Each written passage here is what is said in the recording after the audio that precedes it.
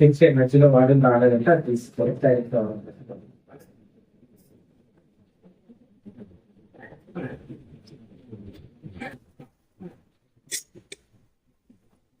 నాకు పెట్టినప్పుడు extra rejected అని వచ్చింది.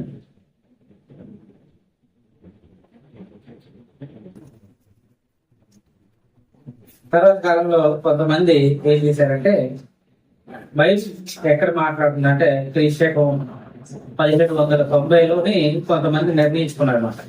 బైబిల్ ఎక్కడ మాట్లాడుతుందో అక్కడ మాట్లాడాలి, ఎక్కడ మాట్లాడట్లేదు అక్కడ మాట్లాడకూడదు అని చెప్పి మరలా బైబిల్లోకి వెళ్ళి బైబిల్ అంతా అధ్యయనం చేస్తూ వాళ్ళు ఏం నిర్ణయించుకున్నారంటే ఆదిలో అపోస్తుల బోధ ద్వారా కట్టబడినటువంటి సంఘం ద్వారా వాళ్ళు మరలా పునరుద్ధరించారన్నమాట.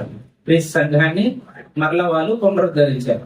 అలాగా క్రీస్తు సంఘం వచ్చినట్టుగా మనం చూడొచ్చు. అట్లా ఆ ఉద్యమం ఎలా స్టార్ట్ అయింది దానికోసం మనం నేర్చుకోవడానికి ప్రయత్నం చేద్దాం. సుమారుగా చెప్పాలంటే చాలా పెద్ద పాఠం.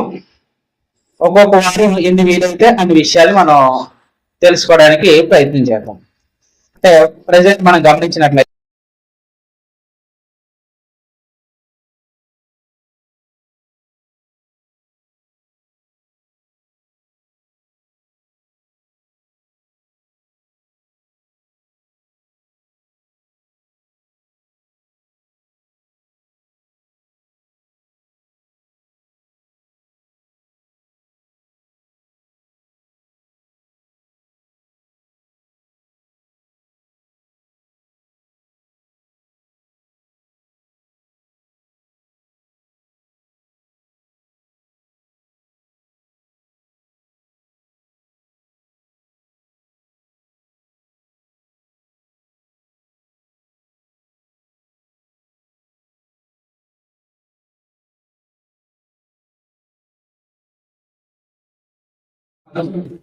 రిఫార్మేషన్ అనేటువంటి పదానికి అర్థం ఏంటంటే, ఫర్ ఎగ్జాంపుల్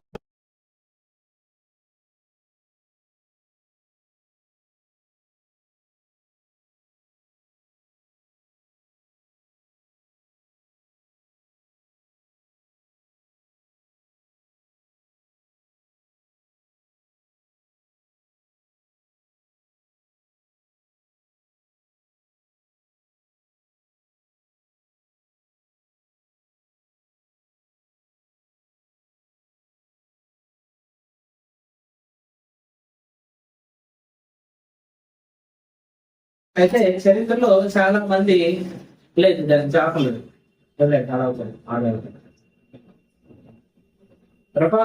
రిఫార్మేషన్ గురించి చూసుకున్నట్లయితే చరిత్రలో కొంతమంది వచ్చారండి. ఫర్ ఎగ్జాంపుల్ మార్టిన్ లూథర్ గాని కొంతమంది వచ్చారన్నమాట. వాళ్ళు ఏం చేశారంటే బైబిల్ చదవడం స్టార్ట్ చేసిన తర్వాత ఈ మార్టిన్ లూథర్ అని ఆయన ఆశయంలో ఉన్నటువంటి తప్పులు అన్నింటినీ గమనించి వాటిని ఆ చర్చి గోడకే పెట్టాడనమాట. ఇగో బైబిల్లో లేనిది మనం ఇంకోటి బోధిస్తున్నాము, బైబిల్లో ఇది లేదు అని చెప్పి ఆయన స్టార్ట్ చేశారు. తర్వాత అది లూథరన్ చర్చిగా స్టార్ట్ అయిపోయింది. అలాగా చాలా మంది ఉన్న వాటిలో నుంచి తప్పుల్ని గ్రహించి ఇలా కాదని బయటకు వచ్చి ఇంకొక సంఘాలుగా ప్రారంభించడం చూసామాట. అంటే అదేంటంటే రిఫార్మేషన్ చేశారు, కానీ ఎవరు రిస్టోరేషన్ చేయలేదు. ఈ రోజు మనకు కావాల్సింది ఏంటంటే రిస్టోరేషన్ అనేది కావాలన్నమాట. క్రీస్తు సంఘాన్ని బలపరిచే విషయంలో ప్రతి ఒక్కరూ కూడా బలంగా పనిచేయాలనేది దేవుని యొక్క కోరిక. ఈ రోజు మనం నేర్చుకోబోయే పాఠంలో మనం గమనించినట్లయితే యెరూషలేములో ప్రారంభించబడినటువంటి మొట్టమొదటి సంఘాన్ని గురించి ఆలోచించాడు. ఈ రోజు మనం యెరూషలేములో ప్రారంభించబడినటువంటి మొట్టమొదటి సంఘం గురించి ఆలోచించాడు. అందులోనే సుమారుగా 5 పాయింట్లు ఉన్నాయి. అందులో మొదటి పాయింట్ మనం చూసుకున్నట్లయితే యెరూషలేములో ప్రారంభించబడిన మొట్టమొదటి సంఘం అనేది దేవుని యొక్క సంకల్పం. ఆయన సంకల్పించారు అనేదాన్ని మనం చూద్దాం. ఎఫెసీయులకు రాసిన పత్రిక దేవుని సంకల్పంలో 3 విషయాలు ఉన్నాయి. ఎఫెసీయులకు రాసిన పత్రిక 1వ అధ్యాయం 4-6 వచనాలు.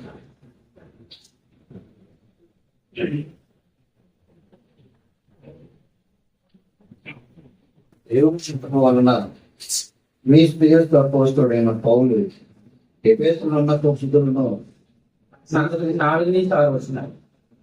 1వ అధ్యాయం 4-6 వచనాలు. ఎట్లనగా తన ప్రియునియందు తాను ఉచితముగా మనకు అనుగ్రహించిన తన కృపా మధ్యమకు కీర్తి కలిగినట్లు తన చిత్త ప్రకారమైన దయా సంకల్పం చొప్పున క్రీస్తు యేసు ద్వారా తనకు కుమారుడుగా స్వీకరించుటకై మనల్ని ముందుగా తన కోసం నిర్ణయించుకుని మనం తన ఎదుట పరిశుద్ధులను నిర్దోషమై ఉండాలని జగత్తి పునాది వేయబడక ముందుపై ప్రేమ చేత ఆయన క్రీస్తు మనల్ని ఏర్పరచుకున్నాడు.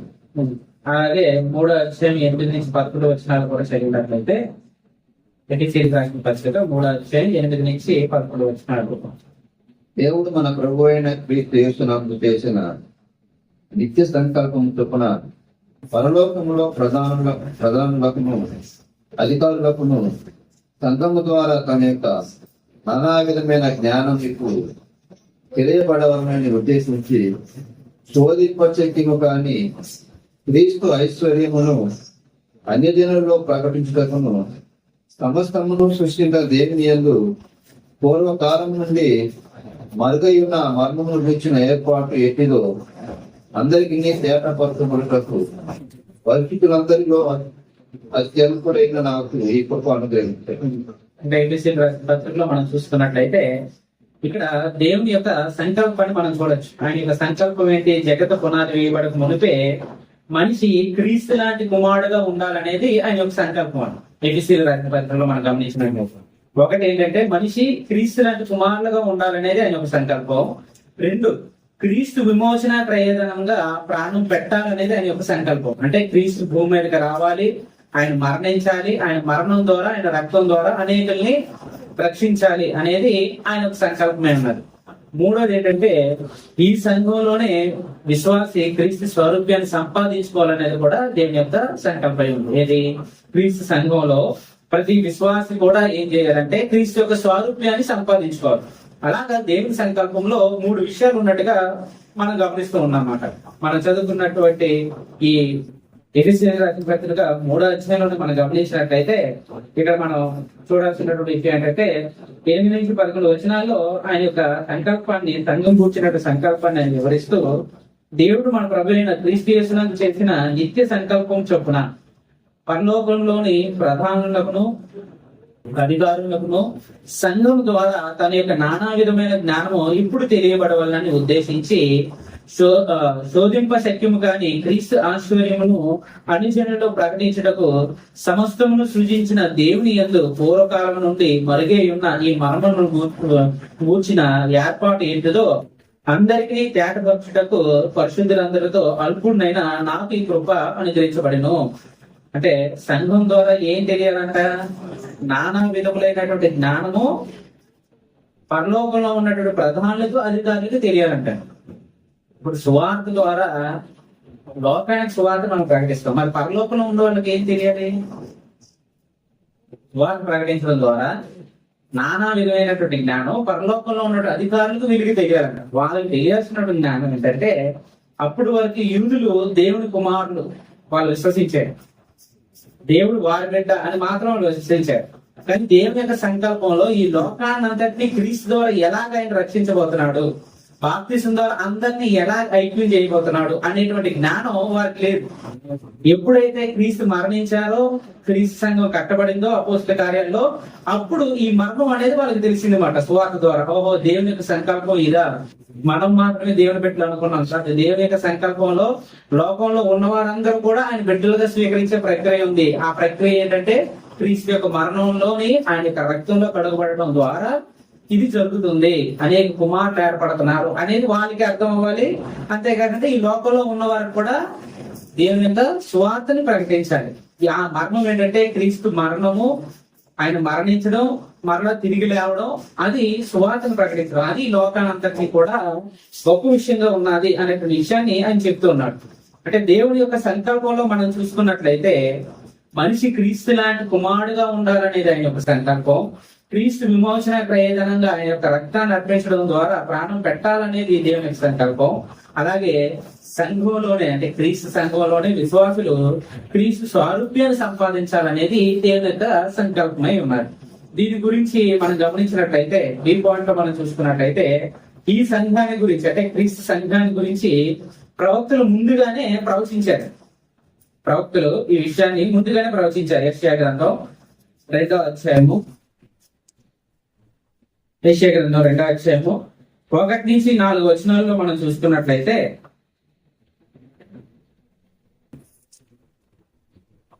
యూదాను గూర్చియు యెరూషలేమును గూర్చియు ఆమోజు కుమారుడైన యెషయాకు దర్శనము వలన కలిగిన దేవోక్తి. అంత్య దినములలో పర్వతముల పైన యెహోవా మందిర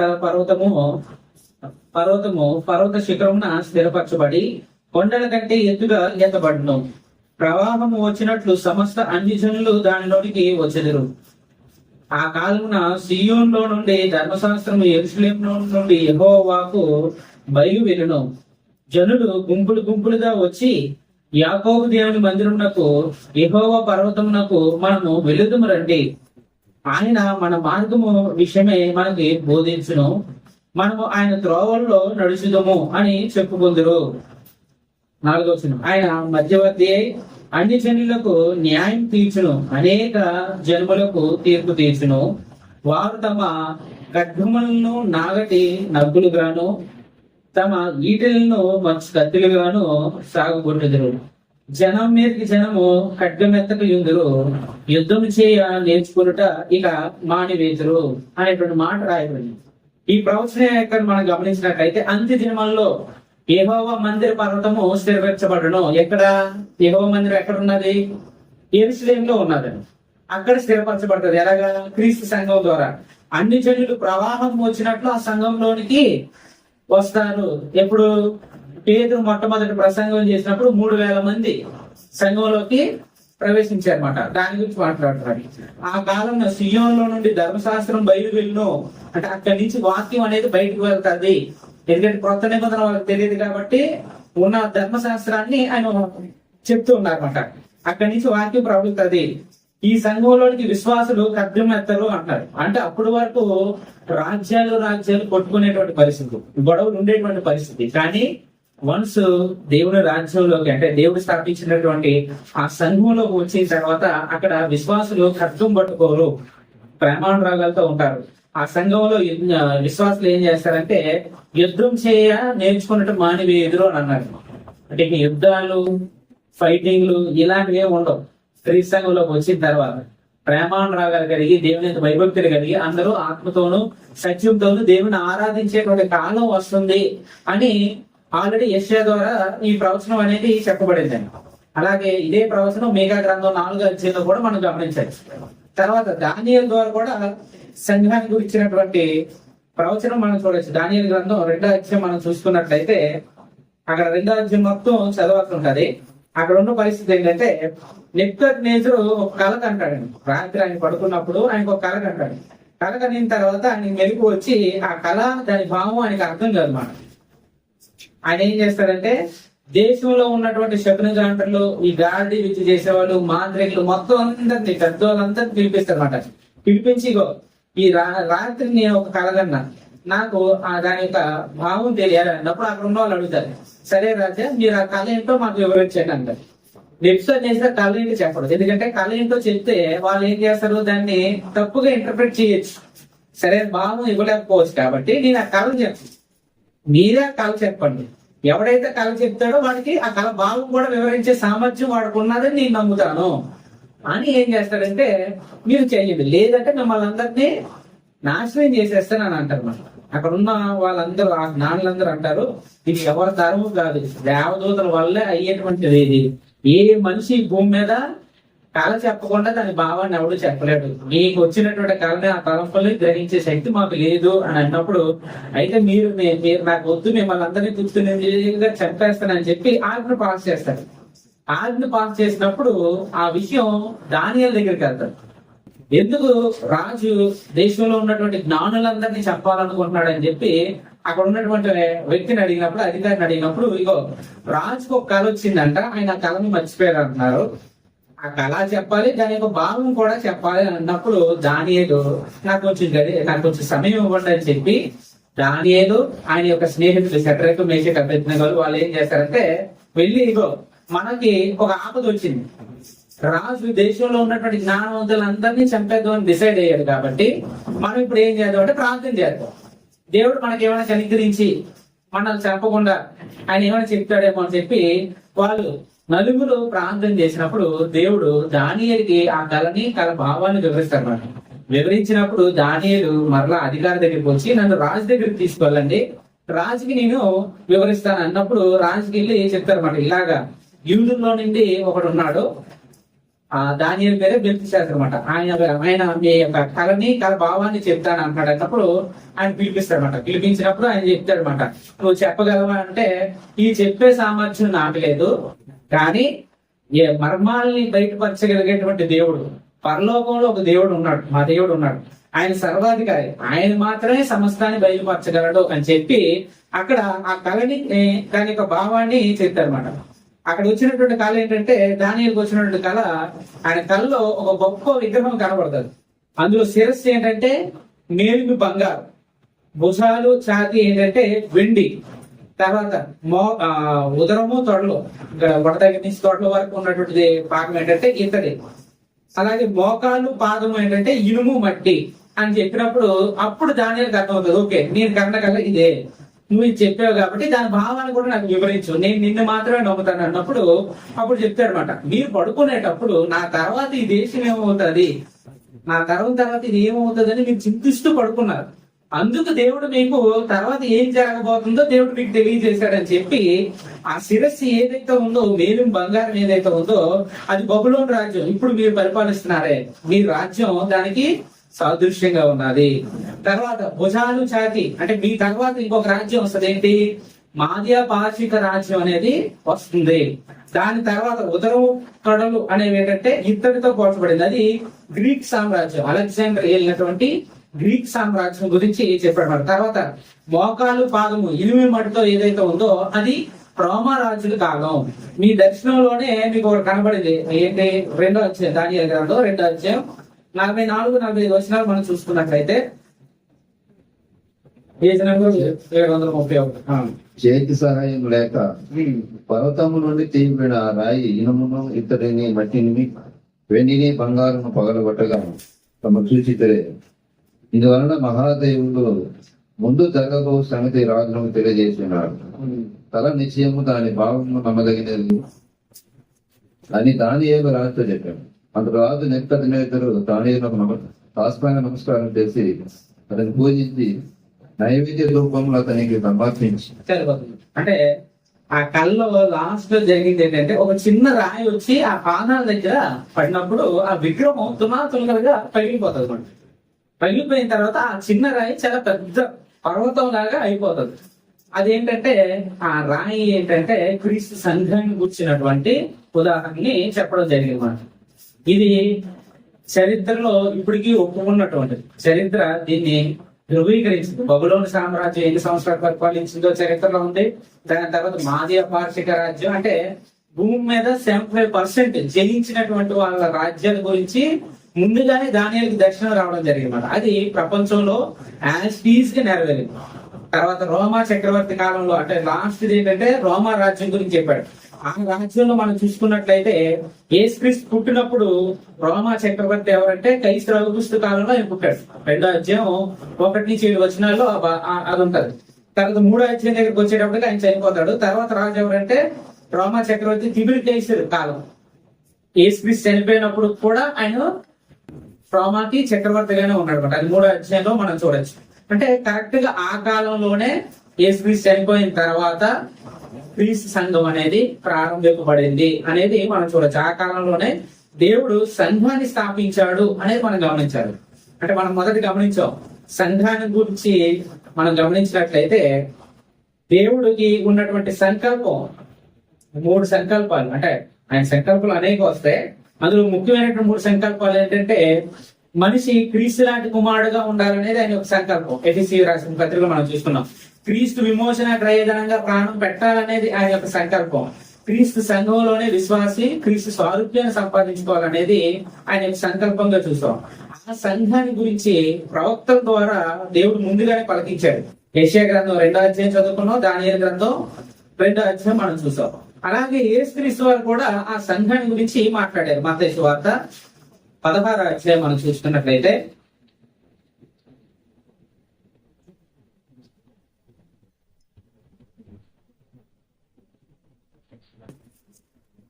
మత్తయి సువార్త 16వ అధ్యాయం 13 నుంచి 18 వస్తుంది.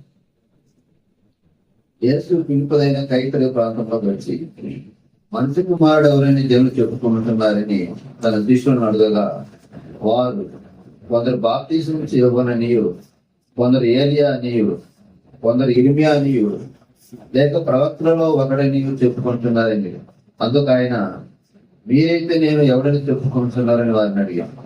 అందుకు సీమోను పేతురు, నీవు సజీవుడు దేవుని కుమారుడు అయిన క్రీస్తు అని చెప్పాడు. అందుకు యేసు, నీవు సీమోను బరియవన, నీవు ధన్యుడవు, పరలోకమందున నా తండ్రి ఈ సంగతి నీకు బయలుపరుచుకునే గాని నరులు నీకు బయలుపరచలేదు. మరియు నీవు పేతురువు, ఈ బండ మీద నా సంఘము కట్టును, పాతాళము ద్వారము దాని ఎదుట నిలువు నేరమని నేను నీతో చెప్తున్నాను.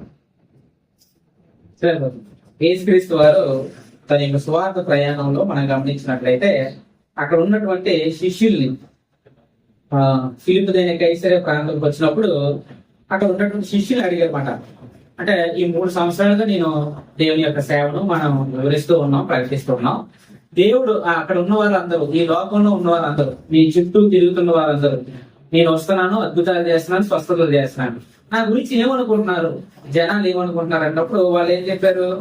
కొందరేమో బాప్తిస్మ ఇచ్చి యోహాన్ అని అనుకుంటున్నారంట, ఇంకొంతమంది ఏలియాయే ప్రవక్తగా ఇక్కడ వచ్చారని, కొంతమంది ఇర్మియా అని చెప్పి అనుకుంటున్నారని అన్నారు. అప్పుడు యేసుక్రీస్తు వారు, సరే వీళ్ళందరూ జనాలు ఈ ఆలోచనలు ఉన్నాయి, మీరేమనుకుంటున్నారు అని అడిగినప్పుడు పేతురు సమాధానం ఇచ్చాడు. ఏం సమాధానం ఇచ్చాడు? అందుకు 15 వచ్చిన అందుకైనా మీరైతే నన్ను ఎవడైనా అనుకుంటున్నారని వారిని అడుగుగా, అందుకు సీమోను పేతురు, సజీవుడకు దేవుని కుమారుడైన క్రీస్తు అని చెప్పిరి. ఏం చెప్పాడండి? సజీవుడైన దేవుని కుమారుడైన క్రీస్తువి అని చెప్పాడండి. అంటే నువ్వు దేవుని కుమారుడివి అన్నారు. దాన్ని మనం విశ్వసించాలి. ఈ రోజుల్లో తప్పుడు బోధలు ఎలా స్టార్ట్ అయ్యాయంటే ఎప్పుడు నీకు దేవుని కుమారుడు అని స్టార్ట్ చేస్తున్నారు. అది అపవాది ఆలోచన. పేతురు అన్నాడు, నువ్వు దేవుని కుమారుడు అని నేను నమ్ముతున్నాను, మీరందరూ నమ్ముతున్నాం అన్నారండి. ఆ మాటకి మనం కట్టుబడి ఉండాలండి. కానీ అపవాది ఏం చేస్తున్నాడో తెలుసా? ఈ రోజు ఆదాము అవ్వ దగ్గరికి వచ్చి ఇది నిజమా అని అడిగినట్టు ఎప్పుడు నుండి క్రీస్తు దేవుని కుమారుడు అని ప్రశ్నించి ఈరోజు క్రీస్తు సంఘాల్లో కలపం తీసుకొస్తారు. ఆ ప్రశ్న వేసేదంటే అదొక పనికిమాలను ఎదో మాట. ఆ ఎదోకి నేను ఆల్రెడీ సమాధానాలు చెప్పాను, కానీ నేను చదవడం లేదు. వాళ్ళని ఇంకా బ్రష్ లిస్ట్ లో పెట్టేసి సహవాసం నుంచి దూరం పెట్టేసాము. మీరు బోర్డు క్రీస్తుగా పెట్టుకుని కానీ చెప్పే కాలం. పేతురు ఆ మాట అన్నాడు, నువ్వు సజీవుడైన దేవుని కుమారుడివి. దేవుని కుమారుడు అని మనం నమ్మాలి అంతే తప్ప అది ఎప్పటి నుంచి కుమారుడు, తర్వాత ఎప్పటి నుంచి ఆ కుమారత్వం పోతుంది, ఇదంతా అపవాద బోధ అనమాట. బైబిల్లో లేని దాన్ని తీసుకొస్తున్నారు. అలాంటి అపవాద బోధ వాటిలో మనం వెళ్ళకుండా చాలా జాగ్రత్తగా ఉండాలి. అప్పుడు యేసుక్రీస్తు వారు అన్న మాట ఏంటంటే, అందుకు యేసు, సీమోను బరియవనా, నీవు ధన్యుడు, పరలోకమందున్న నా తండ్రి ఈ సంగతి నీకు బయలుపరిస్తేనే గాని నరులు అంటే రక్తమాంసం కలిగిన వారు నీకు బయలుపరచలేదు. మరియు నీవు పేతురువు, ఈ బండ మీద నా సంఘమును కట్టుదును అని అన్నాడు. ఏ సంఘాన్ని కడతాను అన్నాడు? నా సంఘాన్ని కడతాను. నా సంఘం అంటే ఆయన పేరు క్రీస్తు కాబట్టి క్రీస్తు సంఘాన్ని నేను కడతాను అని అన్నాడు. మనం గమనించాల్సిన విషయం ఏంటంటే, పేతురు అనే మాటకి అర్థం ఏంటి? గ్రీక్ లో పెట్రాస్ అండి. పెట్రాస్ అంటే అర్థం రాయి అని అర్థం అండి. సో చాలా మంది ఏమనుకుంటారంటే పేతురు మీద దేవుడు సంఘాన్ని కడతారు అని అనుకుంటున్నారు. అలా కాదు. మరియు నీవు పేతురువి, నువ్వు ఒక రాయివి అని చెప్పి ఈ బండ పైన, ఏది క్రీస్తు అనేటువంటి బండ మీద నా సంఘాన్ని కడతాను అన్నాడు. అంటే బండ అనే మాటకి గ్రీక్ అర్థం ఏంటంటే పెట్రా అనే మాట ఉపయోగించబడతాం. అక్కడ క్లియర్ గా రాయబడి ఉంది. పెట్రోస్ అంటే రాయి, పేతురు అనే మాటకి అర్థం రాయి అని అర్థం. పెట్రా అంటే బండ మాట. ఆ బండ మీద నా సంఘాన్ని కడతాను అన్నారు. ఆ కట్టేది ఎవరంటే క్రీస్తు ప్రభువే దాన్ని కట్టాలి. ఏ నరుడు కట్టడానికి వీల్లేదన్నమాట. దాని ముందు ఏమన్నారు? పాతాళంలో ఒక ద్వారములు దాని ఎదుట నిలువలేరవు అని అన్నాడు. ఆ పరలోక రాజ్యం తాళం చెవులు ఇచ్చారని, నువ్వు దేన్ని విప్పుతావో పరలోకంలో అది విప్పబడుతుంది, నువ్వు దేన్ని బంధిస్తావో అది బంధింపబడుతుంది. ఆ ఛాన్స్ నీకే అన్నారు. అందుకే అపోస్తుల కార్యాలు 2వ అధ్యాయంలోని పేతురు చేసిన మొట్టమొదటి ప్రసంగం ద్వారా పరలోక రాజ్యం దేవులు అది ఆయన రాజ్యంలోనికి సంఘం తాళం చెవులు అని ఇప్పాడు. అందుకు 3000 మంది ఆ సంఘంలోనికి ప్రవేశించగలిగారు అన్నమాట. అలాగా పేతురుని దేవుడు వాడుకున్నాడు. మీరు ఎప్పుడైనా అపోస్తుల ఫోటోలు చూసుంటారా? చూసారా? 12 మంది అపోస్తుల ఫోటోలు ఎప్పుడైనా చూసారా మీరు? చూస్తే ఒక దగ్గర నేను చూశాను. అందులో పేతురు విగ్రహం దగ్గర పెద్ద పెద్ద తాళాలు 2 ఏలాలు తీసి పెట్టారు. 2 తాళాలు ఉంటాయన్నమాట ఆయనకి కట్టుకొని. ఏంటంటే ఆయన పరలోక రాజ్యం, ఒకటి పరలోకం ఉంది, ఇంకోటి నరకం ఉంది అంట. పరలోక తాళం ఇస్తే పరలోకానికి వెళ్తారంట, నరకం తాళం ఇస్తే నరకానికి వెళ్తారు. చెన్నైలో కూడా ఏదో విగ్రహం ఉన్నదని చెప్పారు. ఒక పెద్ద విగ్రహం ఉంటదండి, అక్కడ కూడా ఉన్నదని చెప్పారు. నేను చూడలేదు. నేను మరి సెయింట్ థామస్ మౌంట్ లో సెయింట్ పీటర్స్ చేశాను. ఒక అందులో ఏమైనా ఉంటుండదు. అంటే దేవుడు ఆత్మానుసారంగా ఆత్మీయంగా చెప్పాడు. జనాలు ఏమని చూస్తున్నారు? అక్షరానుసారంగా తీసుకొని ఆయన నడువుకి ఒక తాళాలకు తగిలించేశారు. యేసు ప్రభు తన నోటితోనే ఆయన చెప్పాడు, నా సంఘాన్ని నేను పడతాను అన్నాడు. ఆ బండ దేనికి సాదృశ్యంగా ఉన్నదంటే క్రీస్తు సాదృశ్యంగా ఉంది. ఇంకా చెప్పాలంటే దైవత్వానికి ఆ బండ సాదృశ్యంగా ఉన్నాడు. పేతురు చెప్పినటువంటి క్రీస్తు దైవత్వాన్ని ఆయన అంగీకరించాడండి. క్రీస్తు దైవత్వం మీద ఆ సంఘాన్ని కడతానని అన్నాడండి. ఆ దైవత్వం కనుక మనకు అర్థం కాకపోతే, క్రీస్తు దైవత్వం కనుక మనకు అర్థం కాకపోతే, లేదా గాడ్ హెడ్ అనేది కనుక అర్థం కాకపోతే, ఈ రోజు అనేకమైనటువంటి సంఘాలు తయారవుతూ ఉన్నమాట. వ్యక్తుల పేరు మీద, చాలా పేర్ల మీద తయారవుతూ ఉన్నటువంటి పరిస్థితి. తర్వాత విషయాన్ని మనం గమనించినట్లయితే ప్రవక్తల ద్వారా ప్రవచించాడు. తర్వాత యేసు ప్రభు ద్వారా ప్రవచించారు. తర్వాత ఆ సంఘం ఎప్పుడు ప్రారంభించబడింది అనే విషయాన్ని మనం చూసుకున్నట్లయితే ఆ సంఘాన్ని పరిశుద్ధాత్మ ఆధ్వర్యంలో కట్టబడింది. క్రీస్తు ఏదైతే నా సంఘాన్ని కడతానన్నాడో ఆ సంఘం పరిశుద్ధాత్మ యొక్క ఆధ్వర్యంలో పరిశుద్ధాత్ముడే దాన్ని కట్టడానికి సహకరించినట్టుగా మనం చూడొచ్చు. అపోస్తుల కార్యాలు 2వ అధ్యాయము 1-4 వచనాలు మనం చూసుకున్నట్లయితే పెంతెకోస్తు పండుగ దినం వచ్చినప్పుడు అందరూ ఒక చోట కూడి ఉంటారు. వేగముగా గీటు బలమైన గాలి వంటి ఒక ధ్వని ఆకాశం నుండి అకస్మాత్తుగా వారు కూర్చుండి ఇంతే మరియు అగ్ని జ్వాలల వంటి 4 విభాగింపబడినట్టుగా వారికి కనబడి వారిలో ఒక్కొక్కని మీద రాళ్ళగా అందరూ పరిశుద్ధాత్మతో నిండిన వారై ఆ ఆత్మ వారికి వాక్శక్తి అనుభవించిన కొలది అన్య భాషలతో మాట్లాడుతాయి.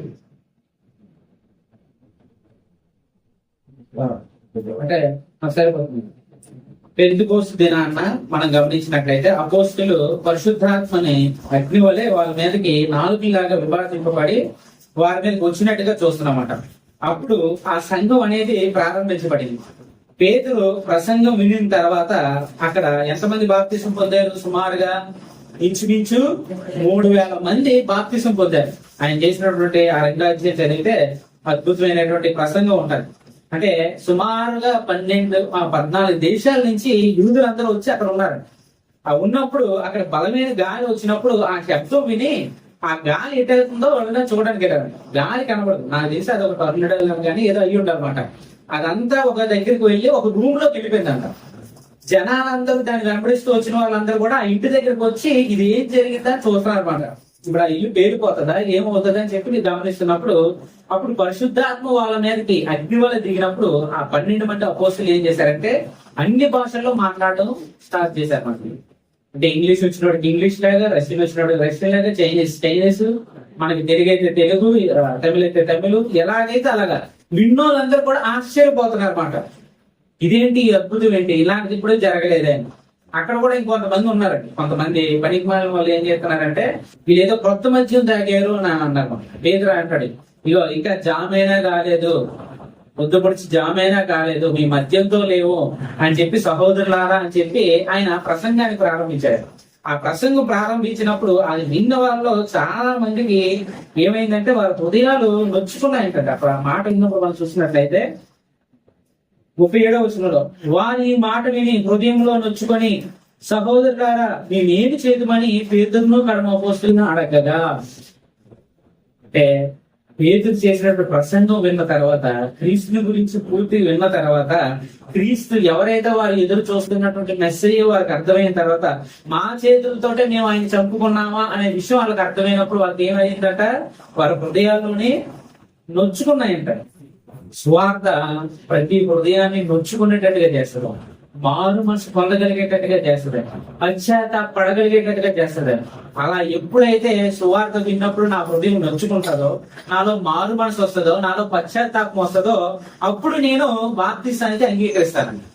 అలా బాప్తిసం పొందితేనే అది నిజమైన బాప్తిసం.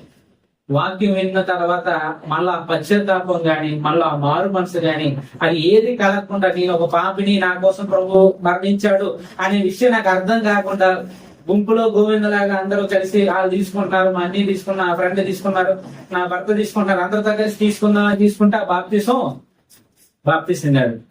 ఏదో ప్రసంగించిన తర్వాత జనాలు కలిగిన మార్పు ఏంటంటే, వాళ్ళు నొచ్చుకున్నారన్నమాట. మేము ఏం చెయ్యాలి, మేము తప్పు చేసాం, మేము పాపం చేసాం, మేము ఎదురు చూసినట్టు ఆ మెసేజ్ మేము చంపుకున్నాం, దీనికి ఎలాగా, మేము ఏం చేస్తే పాప విమోచన మేము పొందుతాం, ఈ పశ్చాత్తాపం మాకు ఎలా తీరుతుంది, మమ్మల్ని ఎలా క్షమిస్తారు మేము చేసిన పాపానికి అన్నప్పుడు, ప్రతి ఒక్కరు క్రీస్తు నామాన బాప్తిసం పొందండి అని చెప్పినప్పుడు వారందరూ బాప్తిసం పొందినట్టుగా మనం చూడొచ్చాడు. సుమారుగా మనం గమనించినట్లయితే 2:41 రాయబడిన మాట ఏంటంటే, కాబట్టి అతని వాక్యం అంగీకరించిన వారు బాప్తిసం పొందిరి, ఆ దినమందు ఇంచుమించు 3,000 మంది చేర్చబడిరి. ఎవరితో చేర్చబడ్డారు? 12 మంది అపోస్తులు, ఈ 3,000 మంది సంఘంలోకి చేర్చబడ్డారు. అలాగా దేవుని యొక్క అనాది కాలం యొక్క సంకల్పం అపోస్తుల కార్యాలు 2వ అధ్యాయంలో నెరవేరినట్టుగా మనం చూస్తూ ఉన్నాం. ఈ సంఘ స్థాపన గురించి మనం గమనించినట్లయితే, సంఘం ఎక్కడ స్థాపించబడింది? యెరూషలేము పట్టణంలో స్థాపించబడింది. వాగ్దానం ఉంది, మనం ఇందాక చదువుకున్న యెషయా గ్రంథం 2వ అధ్యాయం. యెరూషలేములో స్థాపించబడ్డది, ప్రవచనం ప్రకారం యెరూషలేములో స్థాపించబడింది. ఎక్కడో రోమ్ లో స్టార్ట్ అయితే ఆ దేవుని సంఘం కాదు. 606లో స్టార్ట్ అయింది, ఇది ఆశయం, ఆ దేవుని సంఘం కాదు. ఏ దినాన్ని స్టార్ట్ చేశాడు సంఘం? ఏ దినాన్ని స్టార్ట్ అయింది? ఇప్పుడే చదువుకున్నాం 2వ అధ్యాయం. ఏ రోజు స్టార్ట్ అయ్యింది? పెంతెకోస్తు దినాన్ని. పెంతెకోస్తు దినం అంటే ప్రథమ ఫలముల పండుగ, పెంటెకోస్తు అంటారు. 50 రోజుల తర్వాత, పస్కా తర్వాత వచ్చేటువంటి పండుగ. ఎందుకు ఆ రోజునే ప్రథమ ఫలం అంటే, ఇశ్రాయేల్ వారికి వచ్చినటువంటి దాంట్లోని, వారి యొక్క సంపదలోని ఫస్ట్ ఏదైతే ఉందో ప్రథమ ఫలాలు దేవుడికి అర్పించారు. ఆ రోజు ప్రారంభించడం ద్వారా 3,000 మంది ప్రథమ ఫలంగా దేవుడు రాజ్యంలో అడుగు పెట్టారు. అందుకు దేవుడు ఆ రోజునే ఎన్నుకున్నాడు, ఇంకో రోజు ఎన్నుకోలేదు.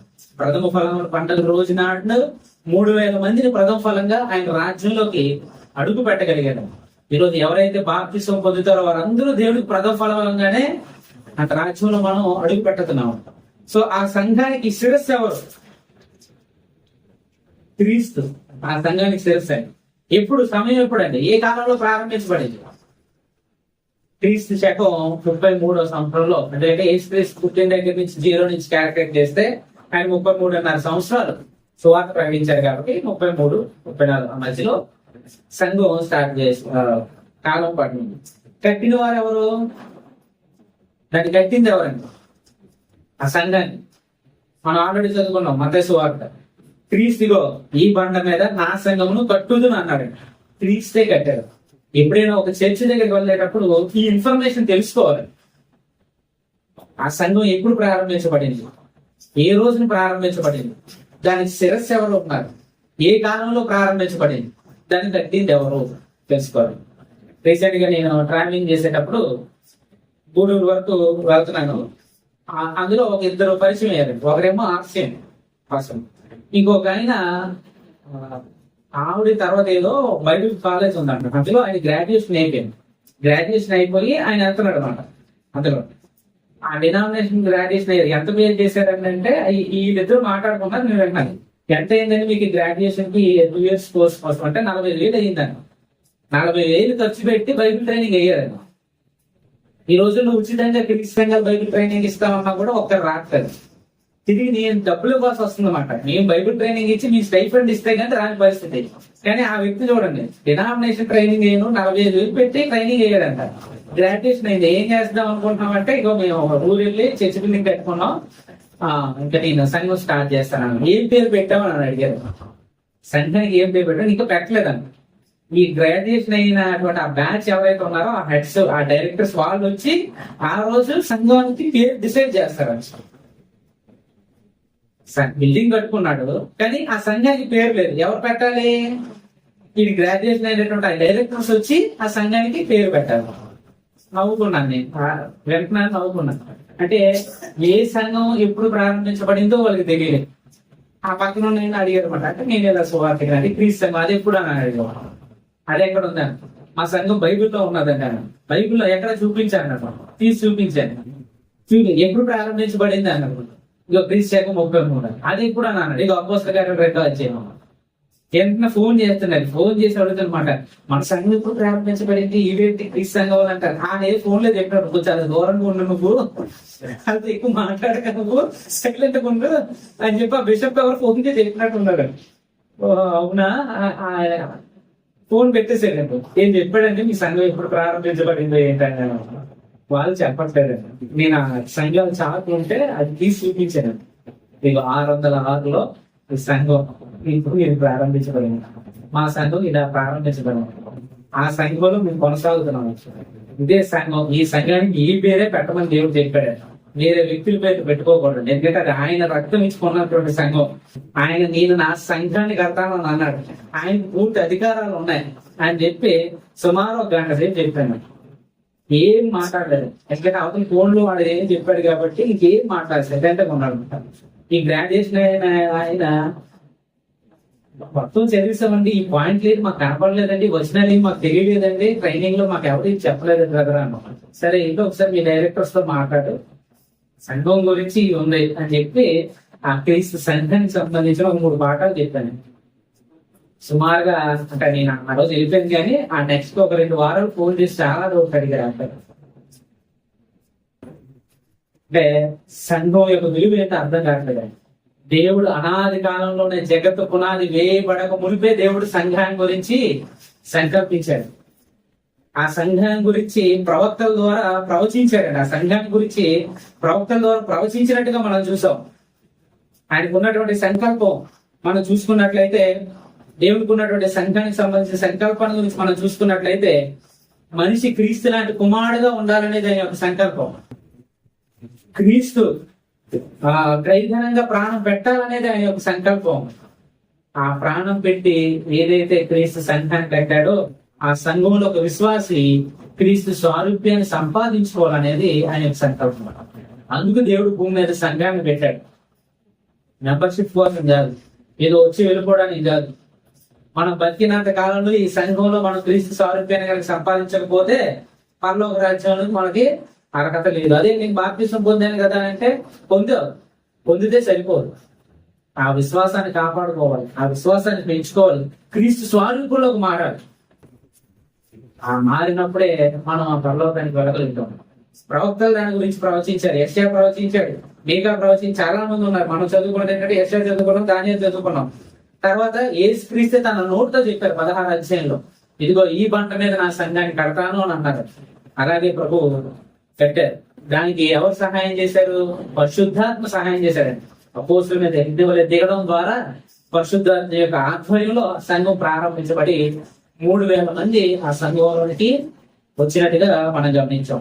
ఆ సంఘ స్థాపన ఎప్పుడు జరిగిందంటే యెరూషలేము పట్టణంలోనే. ఇంకా వేరే పట్టణం అయితే దేవుని సంఘం అవ్వదు. ప్రారంభిస్తానన్నది అక్కడి నుంచి సువార్త వ్యాపిస్తుంది అని అన్నాడు.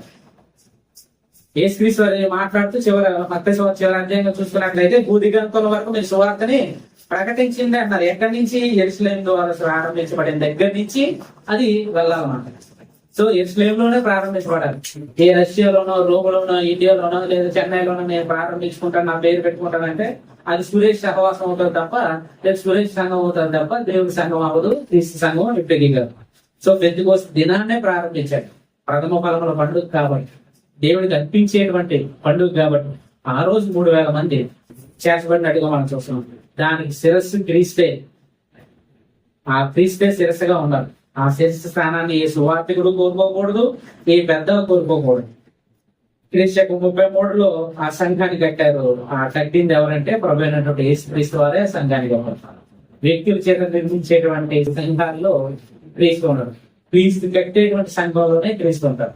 ఆ సంఘంలో మనం వచ్చే వారం యెరూషలేములో ప్రారంభించబడినటువంటి సంఘం విశ్వాసులకి ఒక సముచిత స్థలాన్ని ఇచ్చిందని, అంటే ఒక సెక్యూర్ ప్లేస్ ఇచ్చిందని ఆ సంఘం. ఎలా ఇచ్చింది అనేది గమనిద్దాం. తర్వాత మనం గమనించినట్లయితే అందులోనే తర్వాత మనం గమనించాల్సింది ఏంటంటే యెరూషలేములో మొట్టమొదట ప్రారంభించబడినటువంటి సంఘం విశ్వాస భ్రష్టత్వంలో లోనైపోయింది. అంత బాగా కట్టబడినటువంటి యెరూషలేము సంఘమే విశ్వాస భ్రష్టత్వంలోకి లోనైపోయింది. ఆ లోన్ అయిపోయి అక్కడ సంఘం లేకుండా పోయిందండి. ఇప్పటికీ లేదండి. యెరూషలేములోకి వెళ్తే మీకు చర్చ్ ఆఫ్ క్రైస్ట్ ఉండదు. ఎంతమంది టూర్స్కి వెళ్ళినా యెరూషలేములోకి వెళ్ళి క్రీస్తు సంఘం అనేది లేదు. ఒకప్పుడు ప్రారంభించబడి అక్కడి నుంచి సువార్త వెళ్ళినటువంటి సంఘం ఈరోజు అక్కడ లేవు. అపోస్తుల పేర్ల మీద ఉన్నాయి సంఘాలు, క్రీస్తు పేరు మీద ఒక సంఘం లేదు. యెరూషలేము టూర్ వెళ్ళి వచ్చిన వాళ్ళందరూ చెప్తారు అపోస్తుల పేర్ల మీద ఉన్నాయి కానీ క్రీస్తు పేరు మీద లేదండి. ఎందుకంటే విశ్వాస ప్రశ్నత్వంలోకి వెళ్ళిపోయింది. తర్వాత మరలా ఆ సంఘాన్ని ఎలా పునరుద్ధరించారు అనే దాన్ని మనం తర్వాత లాస్ట్ గా నేర్చుకుందాం. అంటే యెరూషలేములో ప్రారంభించబడిన మొట్టమొదటి సంఘం మళ్ళా పునరుద్ధరించబడింది. అంటే కొన్ని సంవత్సరాల గ్యాప్ వచ్చిందండి. ఆ గ్యాప్ తర్వాత మరలా బ్యాక్ టు ద బైబిల్ అని మరలా బైబిల్ దగ్గరికి వెళ్ళారు. వెళ్ళి బైబిల్ ఎక్కడ మాట్లాడాలి అక్కడ మాట్లాడాలి, ఎక్కడ మౌనంగా ఉండాలి అక్కడ మౌనంగా ఉండాలి అని చెప్పి కొంతమంది నిర్ణయించుకొని వాళ్ళు బైబిల్ కూర్చొని చదువుకొని ఆ బైబిల్ అనుసారంగా మరలా క్రీస్తు సంఘం అనేది పునరుద్ధరించబడింది. ఈ విషయాలు తెలుసుకున్నాం. అంటే ఈ సుమారుగా మనకి ఒక 8 వారాలని పడకూడదు. మామూలుగా బైబిల్ క్లాస్ లోని బైబిల్ కాలేజ్ లో 20 గంటలు చెప్తామండి పాఠం. 20 hours మాట ఈ లెసన్స్ డ్యూరేషన్. ఆదివారం కాబట్టి దాన్ని తగ్గించుకొని మనకి ఆర్పీలు ఎంత కావాలో అంత విషయాన్ని మనం నేర్చుకోవడానికి ప్రయత్నించాము. ఇంతవరకు ఓపికగా విన్నందుకు మీ అందరికీ ఇస్తున్నాను.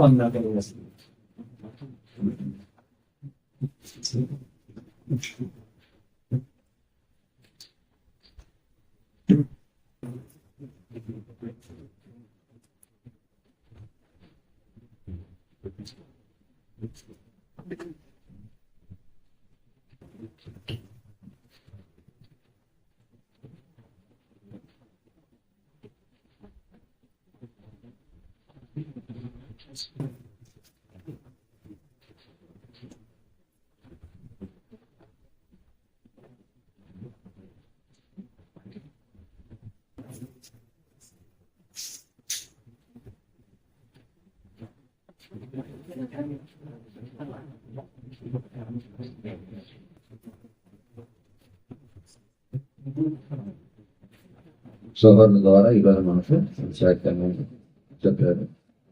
సంఘం యొక్క చరిత్ర గురించి మనం అనేక ద్వారా మనకు తెలియజేశారు.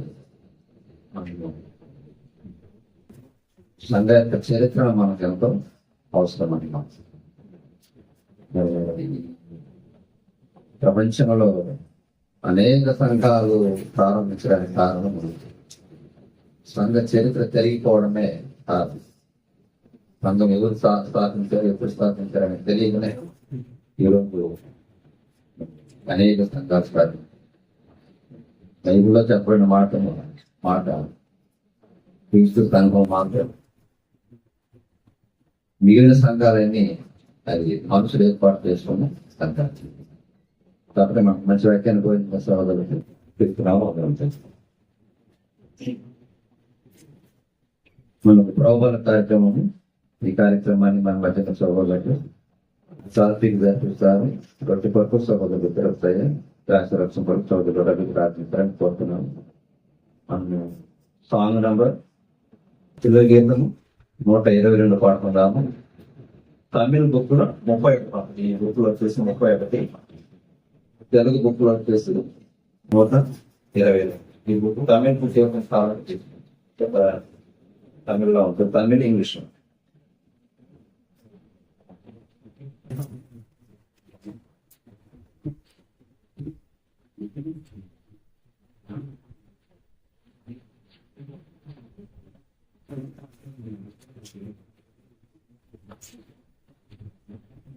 సిలువలో సిలువలో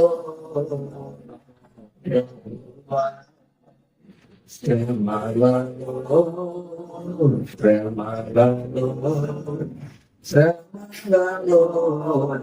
నలిగేవా సిలువలో నీవేను నిలచనమే కులతో బరువుతో నీతను వరియనే వేదనతో బరువుతో నీతను వరియనే వేదనతో సిలువలో సిలువలో సిలువలో శ్రమలలో శ్రమలలో శ్రమలలో నలిగేవా మూలతో మకుటం అయ్యనే నీ తలపై చిరతతో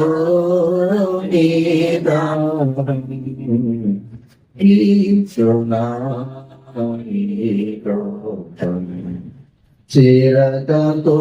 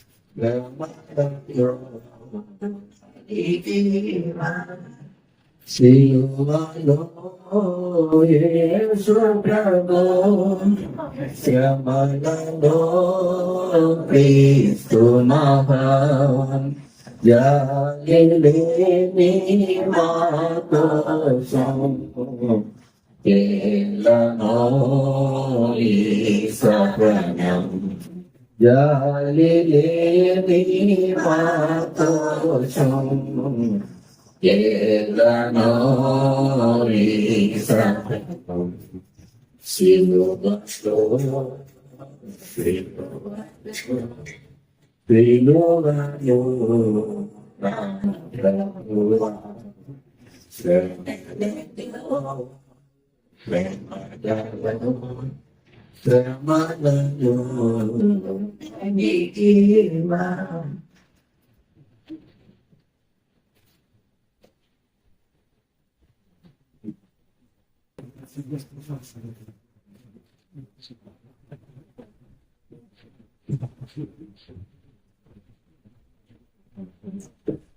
తండ్రి అయిన దేవుడిని ఈ రోజు ఆత్మ శక్తితో మహింపరచడానికి చేయాల్సిన మందిరంలో తెలియజేసుకుంటున్నాను.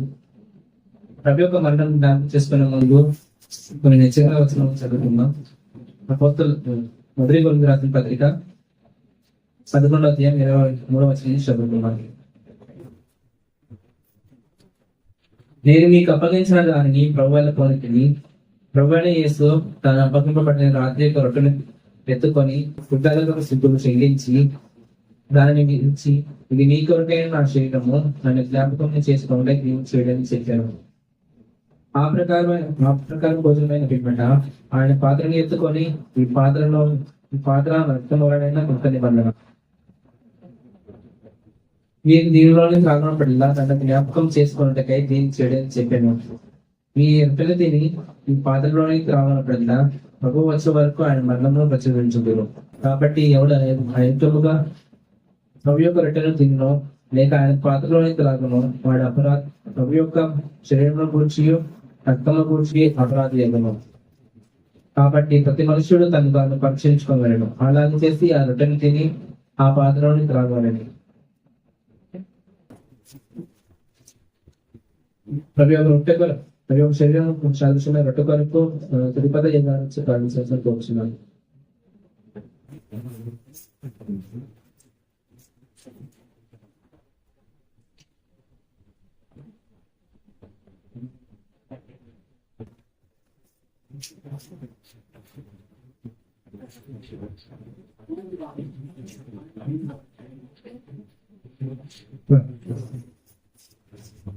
కృపగల గడిచిన తండ్రి వాళ్ళ నుంచి నడిపించి వాక్యంగా తండ్రి తండ్రి ఆ మాటల్లో తండ్రి మేము అంగీకరించుకొని ప్రభుత్వంగా పర్యటన చేయండి. తండ్రి మా కొరకు మా పాపాల కొరకు మీకు మన లోకాన్ని కల్పించిన తండ్రి పిల్లల పక్కబడి రక్తాన్ని చిందించి పక్కబడి ఆశ్చర్యానికి కార్యక్రమాలు తండ్రి తండ్రి తెలిసైనా పొరపాటు చేసుకుంటే క్షమించండి మన్నించండి. మీకు ఆగ్యంగా చేయి వేటికి ముందు అతను మేము దర్శించుకోవాలి చేయవేసి మా ప్రభుత్వం నడిపించి మీరే మేము పోగొట్టుకోమని ఈ ప్రార్థన మీకు వాడు మా రక్షకుడు క్రీస్తు పరిశుద్ధ నామానికి ప్రార్థన సమర్పించి వేరే నామం పర్వతం మాట అంటే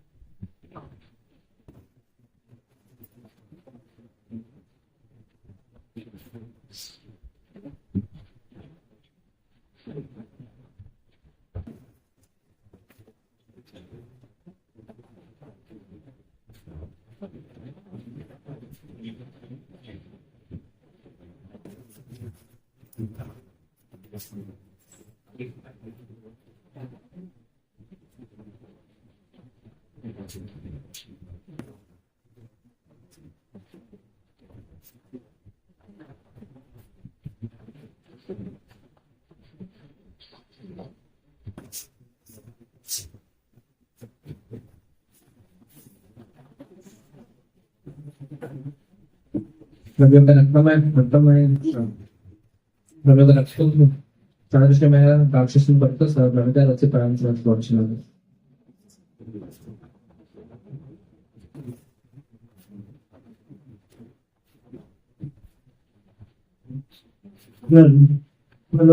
మదండి నా బస్సులు పుట్టులాగా నిశ్చితం చిన్నట్లు భూమి మీద నెరవేరు అదేమంటండి ప్రభుత్వ తండ్రి సంఘం కూడుకొని మిమ్మల్ని ఆరించడానికి మాకు మంచి ఆరోగ్యం ఇచ్చి మమ్మల్ని నడిపించిన వందలు తండ్రి.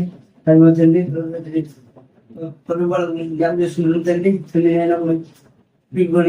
తండ్రి ఈ లోకాన్ని పంపి ఆ పాపాల కొరకు ఎన్నో శ్రమలు పొంది ఆగి తండ్రి సేవలో ప్రకటించండి. అదేమంటండి రక్త సాదృశ్యం ఉంటుంది మా మధ్యలో ద్రాక్ష రసం ఉంటుంది. ద్రాక్ష రసం మేము పొందుకున్నప్పుడు మమ్మల్ని పరీక్షించుకొని తెలియజేసింది. అదండి పొందిన పరిశుద్ధులు రాబో పరిశుద్ధుల వరకు మాకు తోడు ఉంటుంది ఫంక్షన్ అవుతుంది. ప్రార్థన చేసి చూస్తున్నాం వెళ్తున్నాం ఆమె.